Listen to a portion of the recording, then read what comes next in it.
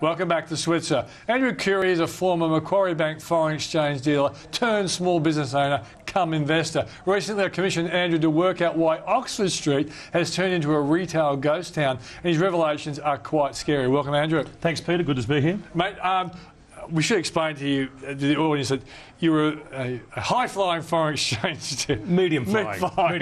Middle altitude, where Coorey used to be, you know. But you decided you wanted to go into business for yourself, and you actually got into a business when people weren't into it. Just explain what you did. Well, I was an adequate FX dealer. I thought I might do something I'm better than adequate at, so I thought I'd better leave before they realised how ordinary I was. Right. And I've done a fair bit of event work. I've done some media work here and there. I run a small Well, you worked on TUE with Mike Carlton and things like that. That's right. And I wrote for some of the people You produced for Lawsy occasionally? I used to write a bit of stuff for John, which was good fun, and I've done a fair bit of event work, which is to say, turning up at corporate events, doing some of the talking, all of the talking, depending on the event. emceeing Wallabies lunches and all that sort of stuff. And sometimes I run them from a blank piece of paper as the principal and promoter. And you had a trivia business as well, mate. I've still got about a dozen pubs using my content as we speak. And your content is trivial.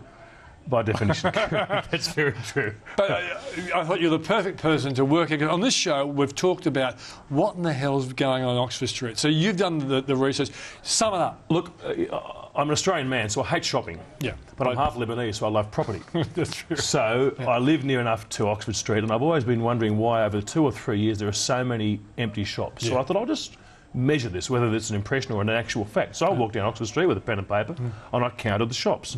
There's 252 shops between Queen Street and Whitlam Square. Sorry, Taylor Square, I beg your pardon, near the courthouse. So you're leaving out the part that goes from Oxford Tavern down to Hyde Park. Which is not. That's a different part of town altogether, really. That's a fair analysis. And not massively different in the numbers, but anyway, of those shops, 24.6%. Big number. Either had a for lease sign, a closing down sale, or were just empty. Yeah. Now, the real vacancy rate would be higher than that because a lot of those are on continuance, and if someone could find them a proper tenant, they'd be chucked out. There's $2 shops coming in. There are some quasi-tenants in there. There are, but they're pop-up shops or they're short-term operations. So I tried to figure out what it was. Now, I grew up sort of loving property because my old man, my uncle's in the 70s, high inflation, negative gearing, no capital gains tax. And they want to cover up their cash like all Lebanese people used to do in those days? I'm not going to buy into the racial stereotyping, but I walked down Oxford Street and I tried to figure out what it was. So I talked to some of the shopkeepers. Now, they refer to different things. I don't think they're right, but they referred to the fact there's a Westfield shopping centre open at either end of Oxford Street. So one in the city, one in Bondi Junction. Now, what they mean by that when they tell you this is they mean, oh, there's all this new competition that wasn't there before. That's sort of the point, but the main point is somebody runs a Westfield shopping centre. Somebody says we're going to have, for every 6 clothing shops, we need 1 electronic shop, we need 3 cafes, we need 10 toilets, we need a post office, we need an anchor tenant here and an anchor tenant there, we need this many car spots, and somebody manages the whole of that shopping centre. And I'm sure the other shopping centres just the same. They know what the magic ratios are to make people stay in the place for long periods of time, somewhere for them to sit down, use the bathrooms, get a cup of tea or coffee or lunch and just keep shopping. Nobody's in charge of Oxford Street. No. There's as many owners as there are shops, probably less than that. There's probably a lot of them are owned by the same guys. It's controlled chaos in a sense. That's right. So nobody says there's 15 shops, that means 2 toilet pans or whatever. No one's doing those and no one's cared about parking, and there was ridiculous renovation, road changes. So then on top of that, people talk about internet. And what they mean is, oh, we're competing with the internet, it's not fair. What they should mean, what they should understand is it's not that the internet is where people are going to shop instead of going to shops. That's partially true. What internet gives people is price discovery. So a pair of Levi's in Paddington might be $120, in Burwood they're $90. That edge that a premium suburb used to have doesn't exist anymore because before the bloke goes out or the girl goes out, they know the price of everything.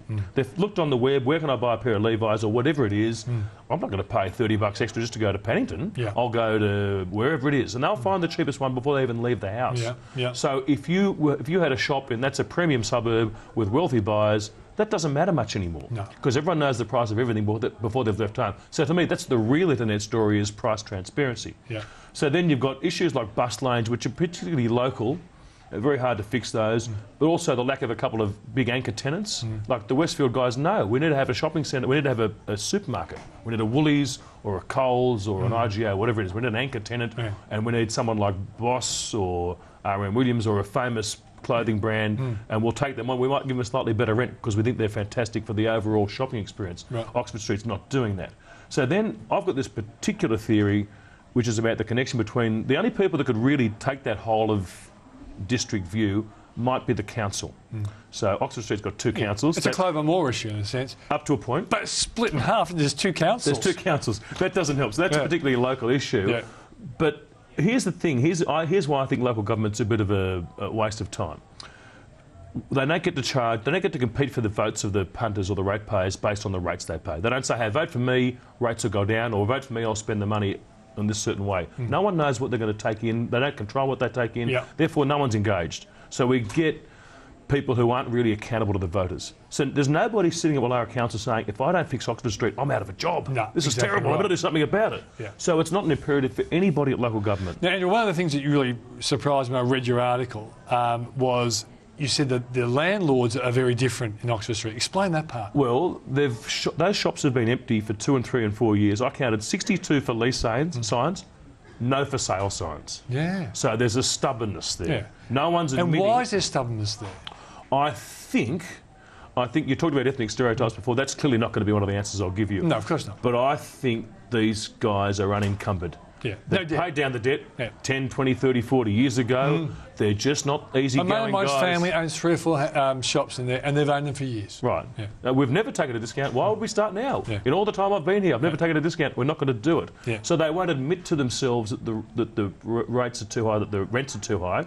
And it's this Mexican standoff, and no one's pulling a gun. They're all empty. Yeah. No one's doing anything about it. And there's the same 3 or 4 agents that seem to have those 60 properties between them. I don't know how these guys...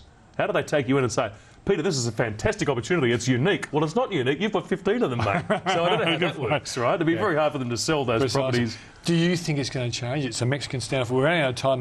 How do you think it's going to change? There has to be a price adjustment, or there has to be a Chamber of Commerce with horsepower. The pubs have gotten together, they're doing some stuff. And the pubs are the best thing in Paddington, but they can't steer it for everybody. So someone has to take a whole-of-area approach, and there is going to be a price adjustment no matter what. Fantastic, mate. Now, for people who want to read up what Andrew has revealed, it's on the switzer.com.au website, and it's a great story under the heading of Ghost Town, isn't it?